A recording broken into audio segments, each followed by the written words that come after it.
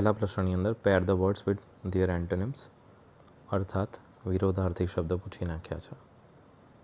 વિરોધી શબ્દ હવે જોવા જઈએ તો લેઝીનો મતલબ થતો હોય છે આળસુ, એનો વિરોધાર્થી થાય છે ડિલિજન્ટ એટલે કે મહેનતુ, અર્થાત એમાં એક જવાબ આવવો જોઈએ.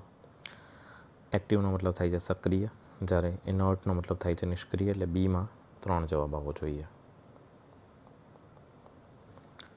શાર્પનો મતલબ થાય છે તીક્ષ્ણ અને બ્લન્ટનો મતલબ થાય છે બુઠ્ઠું, સીની અંદર 2 જવાબ આવવો જોઈએ.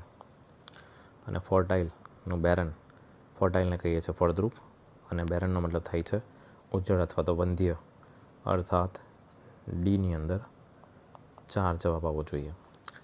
હવે ધ્યાનથી જોશો તો આવો કોઈ પણ વિકલ્પ ABCD ચારેમાંથી આપેલો નથી. એનો મતલબ એ થાય છે કે જ્યારે પણ આની આન્સર કી આવશે કદાચ આ પ્રશ્ન રદ થવાને પાત્ર હશે અથવા તો આ પ્રશ્નના દરેકને 1 માર્ક્સ આપી દેવામાં આવે. બીજા પ્રશ્ન તરફ જઈશું. સેકન્ડ પ્રશ્ન પૂછી નાખ્યો છે નીચેનામાંથી શામાં સફિક્સ નથી. એક ટોપિક હોય છે અંગ્રેજીમાં જેનું નામ છે અફિક્સ. અફિક્સની અંદર 2નો સમાવેશ થાય છે. એક છે સફિક્સ જે શબ્દની પાછળ લાગે છે, બીજા હોય છે પ્રિફિક્સ જે શબ્દની આગળ લાગતા હોય છે. ધ્યાનથી જોશો તો હીલ શબ્દની પાછળ TH લાગ્યું છે. હીલનો મતલબ થાય છે સાજું થવું, એની પાછળ TH છે જે પોતે સફિક્સ છે. એરી શબ્દ અહીં સફિક્સનું કામ કરે છે જેની આગળ લિબ્ર આપેલું છે. એમ્બ્રેસ એક આખો પૂર્ણ શબ્દ છે જેને એમ્બ્રેસ કહેવાય છે. મેરેજની પાછળ એ જ શબ્દ છે જે પોતે એક સફિક્સની ભૂમિકામાં છે. તેથી ઓપ્શન સી સાચો જવાબ ઠરે છે. Question number 3.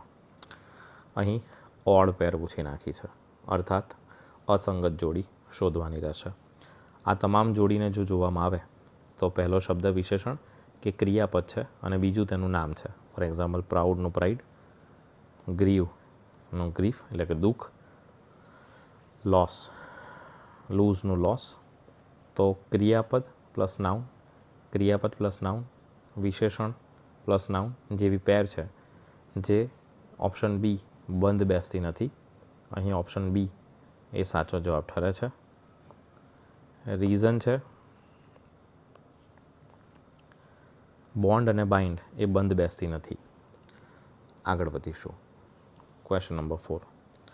Arrange the sentences in proper order to describe an accident scene. એક અકસ્માતનું દ્રશ્ય આપેલું છે, તેને ક્રમમાં ગોઠવવાનું છે. હવે બધા વાક્યોનું જો મિનિંગ ગુજરાતી આવડે તો આન્સર કરી શકાશે. સૌથી પહેલાં ધુમાડો નીકળ્યો હતો, એનો મતલબ થાય છે સૌથી પહેલાં ધુમાડો નીકળ્યો એટલે ક્રમ number 3 smoke oozed up between the planks. ત્યાર પછી જોઈશું જ્વાળાઓ ફાટી નીકળી, flames broke out here and there. ચારે બાજુ જ્વાળાઓ ફાટી નીકળી હતી. આનો મતલબ થાય છે પહેલાં ત્રીજો અને ત્યાર પછી ચોથો ક્રમ આવવો જોઈએ. તો ત્રીજો ને ચોથો ભેગો હોય એવો એક ઓપ્શન તમે શોધી કાઢશો તો તમને ઓપ્શન ડી જોવા મળી જશે. Option D is the correct answer. આ સાચો જવાબ છે. આગળ જોઈએ તો આ રીતે કંઈક ગોઠવી શકાય. નંબર 2, દરેકને ખબર પડી કે શિપ ઉપર એટલે વહાણ ઉપર આગ લાગી છે. પછી તો કે મુસાફરોને કહેવામાં આવ્યું કે તમે જહાજને છોડી દો, ક્વિટ કરી દો. અને ઘણા લોકોએ શું દાખવી છે? હિંમત દાખવી છે. 5મો પોઈન્ટ, આજે 5મો વાક્ય છે છેલ્લે આવશે. ઓપ્શન ડી સાચો જવાબ છે. પ્રશ્ન નંબર 5. ઓલમોસ્ટ સિમિલર મિનિંગવાળું વાક્ય શોધવાનું છે. એટ ધ મોમેન્ટ ધ ડકનો મતલબ થાય છે બતક. લુક્ડ એક્ઝોસ્ટેડ. એક આ શબ્દથી આખા પ્રશ્નનો જવાબ આવી શકે છે. એક્ઝોસ્ટેડનો મતલબ થતો હોય છે ઘણું થાકેલું હોવું, અર્થાત વેરી ટાયર્ડ. ડ્રેડફુલનો મતલબ થતો હોય છે ભયાનક, ડરેલું હોવું. અનહેપીનો મતલબ નાખુશ અને પ્લેસ ટુ હાઇડનો મતલબ થાય છે સંતાવાની જગ્યા. તો જોવા જતાં ઓપ્શન સી સાચો જવાબ થાય છે. એક્ઝોસ્ટેડનો મતલબ થાય છે વેરી ટાયર્ડ, ઘણું થાકેલું હોવું. Next question number 6. Put proper preposition. પ્રિપોઝિશનની ખાલી જગ્યા છે. લુકિંગ ફોર અને આવો જ એક શબ્દ હોય છે સર્ચિંગ ફોર. લુક ફોર યા તો સર્ચ ફોર એક ફ્રેઝલ વર્બ છે આખો જેનો મતલબ થતો હોય છે શોધવું અને જેના લીધે આન્સર થશે option B. Next one. Question number 7. Blank he finds a job, his family will starve. સ્ટાર્વનો મતલબ થાય છે ભૂખે મરવું. હી ફાઇન્ડ્સ અ જોબ. હાવેવરનો મતલબ થાય છે જો કે, જે પોતે બંધ બેસતો નથી મિનિંગ પ્રમાણે. એઝનો મતલબ થાય છે કેમ કે, જે પણ મિનિંગ પ્રમાણે બંધ બેસતું નથી. અહીંયા ઇટ આપેલું છે, કદાચ અહીંયા ઇફ આપેલું હોત તો if he finds a job his family will not starve. જો તેને નોકરી મળશે, ઇફ પછી સાદો વર્તમાનકાળ, ત્યાર પછી સાદો ભવિષ્યકાળ. જો તેને નોકરી મળશે તો તેનો પરિવાર ભૂખે મરશે નહીં. પણ અહીં ઇફ નથી, અહીં ઇટ આપેલું છે. અને કદાચ ઇફ આપેલું પણ હોત તો પાછળ વિલ પછી નોટ આવવું જોઈએ. તો એનો મતલબ થાય છે કે અહીં અનલેસ સાથે જવું પડશે, જેનો મતલબ થાય છે જો નહીં તો જો તેને નોકરી નહીં મળે તો તેનો પરિવાર ભૂખે મળશે. એટલે જવાબ ઓપ્શન બી થશે. Question number 8. આ ખાલી જગ્યા ડબલ કમ્પેરેટિવની છે, જેને ડબલ કમ્પેરેટિવની ખાલી જગ્યા કહેવાશે. The harder you work the blank result you will get. અહીં ઈઆરવાળું ફોર્મ છે તો અહીં પણ ઈઆરવાળું ફોર્મ આવશે. ધ પછી ઈઆરવાળું ફોર્મ, ધ પછી ઈઆરવાળું ફોર્મ, જે અહીં બેટર તરીકે દર્શાવવામાં આવેલું છે. ધ હાર્ડર યુ વર્ક, જેટલી વધારે મહેનત કરશો તેટલું સારું પરિણામ તમને પ્રાપ્ત થશે. Question number 9. ઇન્વેન્ટરીનો સિમિલર શબ્દ જણાવવાનો છે. આ પ્રશ્નની અંદર કદાચ કોન્ટ્રોવર્સી થઈ શકે, કારણ કે શિડ્યુલ અથવા તો સ્કેડ્યુલનો મતલબ પણ યાદી અથવા તો લિસ્ટ થતો હોય છે.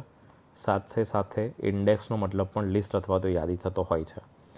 પરંતુ જો જોવા જઈએ જનરલી વધારે સેન્સમાં, વ્યાપક પ્રમાણમાં સ્કેડ્યુલ વધારે યુઝ થાય છે. પરંતુ જોવું રહ્યું કે આન્સર કીમાં કયો જવાબ વાપરે છે, કારણ કે બંને એના સિનોનિમ કહી શકાય, પરંતુ આન્સર કીમાં કયો આપવામાં આવે છે તે જોવું રહ્યું. Question number 10. All the crows are black. બધા જ કાગડા કાળા છે. We blank find a white crow. બધા જ કાગડા કાળા હોય તો આ બધામાંથી અડવર્બ શોધવાનો છે, ક્રિયા વિશેષણ શોધવાનો છે. તો વી always find a white crow. અમને હંમેશા ધોળો કાગડો મળે છે? નહીં. સામાન્ય રીતે મળે છે? વારંવાર મળે છે? નહીં. ક્યારેક જ મળે છે, રેરલી. મિનિંગ શોધવાનો છે. ગુજરાતી કરતાં આવડતું હશે તો ઇઝીલી આન્સર કરી શકાશે. ક્યારેક જ જોવા મળે છે. Next one. Which expression best conveys the idea. નીચેનામાંથી કયું વાક્ય સાચું આઈડિયા કન્વે કરે છે, એટલે સાચું વાક્ય કયું છે શોધવાનું છે. During the curfew, during the curfew, during the curfew, during the curfew, આ તમામ કોમન છે અને કાઢી નાખો. પાછળની વાક્ય રચના જોઈને આન્સર કરી શકાશે. આ પ્રશ્ન ખરેખર વાક્ય રચના અથવા તો કાળનો કહી શકાય. The streets wearing. આઈએનજીવાળું ફોર્મ ક્યારેય ઇઝેમાર કે વોઝવર વગર આવી શકતું નથી. અહીં ઇઝેમાર કે વોઝવર હોવું જોઈતું હતું. વોર વેરનું ભૂતકાળનું રૂપ છે, કદાચ આ સાચું હોઈ શકે. હેવ પછી હેડ, હેવ પછી V3 અને ફરી V3, આ વન V3, આ પણ V3, બે V3 એન્ડ વગર ભેગા ના થઈ શકે. બે V3 સાથે ના આવી શકે, આ પણ ખોટું છે. ધ સ્ટ્રીટ્સ એટલે શેરીઓ બહુવચન છે, સાથે હેઝ ના આવે, હેવ આવશે, આ પણ ખોટું છે. એટલે ઓપ્શન બી સાચો જવાબ ઠરે છે. વાક્ય રચના પ્રમાણે જોવા જતાં ઓપ્શન બી સાચો ઠરશે. Question number 12. What is the correct noun form of verb compel. Compel ક્રિયાપદ છે, જેનો મતલબ થાય છે દબાણ કરવું. અને આ વસ્તુ કમ્પલસરી છે આપણે કહેતા હોઈએ છીએ, બરાબર. કમ્પલસરી દેટ ઇઝ આ એક એડજેક્ટિવ કહેવાશે, પરંતુ કમ્પલ્શન એ એક નાઉન ફોર્મ છે, એટલે જવાબ બી થશે. આ એક નાઉન છે, નાઉન ફોર્મ પૂછી નાખ્યું છે. Question number 13. Fill in the blank with correct preposition. The committee is totally oppose to. Oppose સાથે ટુ આવે છે, જે ફિક્સ પ્રિપોઝિશન છે. Option C is the correct answer. Next one. Fill the blank with the appropriate article. અહીં air શબ્દ છે, જેનો મતલબ થાય છે વારસદાર. પાછળનો શબ્દ છે ઓનેસ્ટ મેન. મેન એટલે માણસ ગણી શકાય છે, આગળ છે ઓનેસ્ટ. ઓનેસ્ટ અને ઓનેસ્ટનો ઉચ્ચાર સ્વર થતો હોવાથી અહીં એન આવશે. પાછળ એન આવતો હોય એવો ઓપ્શન એક જ જગ્યાએ છે, એટલે કદાચ આ પહેલી ખાલી જગ્યા ન પણ આવડતી હોત તો પણ ઇઝીલી આન્સર કરી શકાતું હતું. આને હેર નહીં એર કહેવાશે. Next one. છેલ્લો પ્રશ્ન. Identify the correct verb according to subject verb agreement. Neither પછી ધ પ્રિન્સિપલ, જે પહેલો સબ્જેક્ટ છે, નોર પછી ટીચર્સ, જે બીજો સબ્જેક્ટ છે. સબ્જેક્ટ 1 અને સબ્જેક્ટ 2 નાઈધર નોરથી જોડાયેલા છે. નાઈધર નોર અથવા તો આઈધર ઓર અથવા તો માત્ર ઓર થી બે સબ્જેક્ટ જોડાયા હોય અને જો વ પૂછ્યો છે તો સૌથી છેલ્લે સૌથી નજીકનો જે કરતા હશે તેને ધ્યાનમાં રાખીને અહીં ટુ બીનું રૂપ મૂકવું અથવા તો ક્રિયાપદ મૂકવું. ધ પ્રિન્સિપલ એકવચન છે, પરંતુ ધ ટીચર્સ બહુવચન છે. આન્સર ધ ટીચર્સને ધ્યાનમાં રાખીને મુકાશે, અર્થાત ટીચર્સ બહુવચન હોવાથી વોઝ અને ઇઝ નીકળી જશે. વર અને આર બંને બહુવચન છે. અહીં જોશો તો યસ્ટરડે આપેલું છે જે કાળ દર્શાવે છે, તેથી આન્સર બી થશે. તો અહીં જવાબ બી આવશે. That's it. બાય.